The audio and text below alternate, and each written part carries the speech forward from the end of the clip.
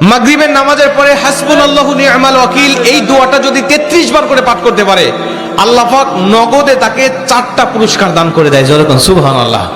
এবং এই পুরস্কারগুলো আপনি নিজের চোখে দেখতে পারবেন যে হাসবুনাল্লাহু নি'মাল ওয়াকিল এই দোয়াটা পাঠ করার কারণে আল্লাহ পাক আপনাকে কি কি বেনিফিট দান করেছে। এক নম্বরে আল্লাহ পাক আপনার দুশ্চিন্তা, আপনার টেনশন আল্লাহ পাক দূর করে দিবে। আপনি যত বড় দুশ্চিন্তায় থাকেন না কেন, আপনার টেনশন আপনাকে একদম শেষ করে দিচ্ছে।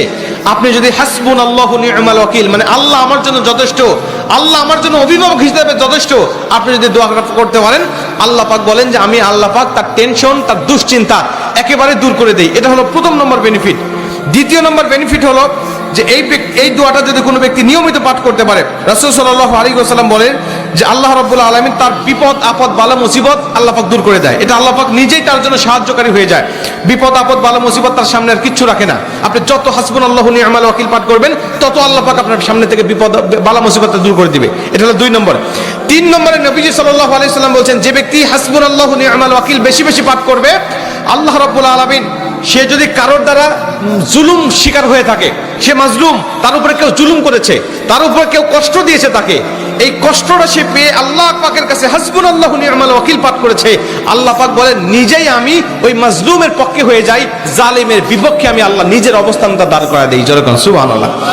ভাই, আল্লাহ যদি আপনার পক্ষে দাঁড়ায় যায়, আপনার কিছু লাগে? আল্লাহ যদি আপনার জন্য সাহায্যকারী হয়ে যায়, আর কিছু লাগে? আপনাকে কোন জালিম আপনার উপর জুলুম করছে, আপনি হয়তো বা সেই জালিমের কাছে আপনি কিচ্ছু না, একেবারে তুচ্ছ, কিন্তু আল্লাহ তো তার থেকে অনেক বেশি শক্তিশালী। আল্লাহ পাক বলে যে আমি তখন ওই মাজলুমের পক্ষে দাঁড়া যাই, ওই জালিমের বিপক্ষে দাঁড়া যাই, আমি আল্লাহ আমার নিজের মতো করে আমি তখন বিচারটা শুরু করে দেই। যেরকম সুবহানাল্লাহ। এজন্য যদি কেউ আপনার উপর জুলুম করে, আপনি হতাশা হবেন না, আপনি কষ্ট পাবেন না, আপনি আসমানের দিকে মুখটা উঁচা করে বলবেন হাসবুনাল্লাহু নি'মাল ওয়াকিল নি'মাল মাওলা ওয়া নি'মান নাসির। আপনি এই দোয়াটুকু শুধু পাঠ করবেন, দেখবেন যে আল্লাহ পাক আপনার সব হতাশা, সব দুশ্চিন্তা, সব টেনশন আল্লাহ পাক মুহূর্তের মধ্যেই আল্লাহ পাক আপনার দূর করে দিয়েছে। যেরকম সুবহানাল্লাহ। এবং 4 নম্বরে রাসূল সাল্লাল্লাহু আলাইহি ওয়াসাল্লাম বলছেন যে তাকে আল্লাহ পাক দুনিয়া এবং আখিরাতের কল্যাণগুলো আল্লাহ পাক তাকে দান করে দেয়। দুনিয়াতে যত কল্যাণ, যত খারাপই আছে এগুলো দূর করে দেয়, কল্যাণগুলো আল্লাহ পাক দান করে দেয়। আবার আখিরাতের যত কল্যাণ লাগবে আপনার সব কল্যাণগুলো আল্লাহ পাক আপনাকে দান করে দিবে। আল্লাহ পাক আমাদের সবাইকে এই 4টি ফজিলতগুলো পাওয়ার আশায় হলেও আল্লাহ পাক আমাদের সবাইকে এই হাসবুনাল্লাহু নি'মাল ওয়াকিল এটা মাগরিবের পরে 33 বার, অনেক মুহাদ্দিস বলেন ফজরের পরে 33 বার, যদি কোনো ব্যক্তি 11 বার পড়তে চায় সমস্যা নেই, কিন্তু 33 বার পড়তে পারলে সবচেয়ে ভালো ফলাফল পাওয়া যায়। আপনারা অধিকাংশ 33-এর অধিক পড়লেও কোনো সমস্যা নেই।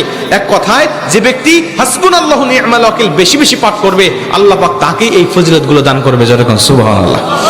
যতগুলো আমলের কথা বলা হয়েছে আল্লাহ পাক আমাকে সহ সবাইকে আমল করার তৌফিক দান করুক। জোরে বলেন আমিন।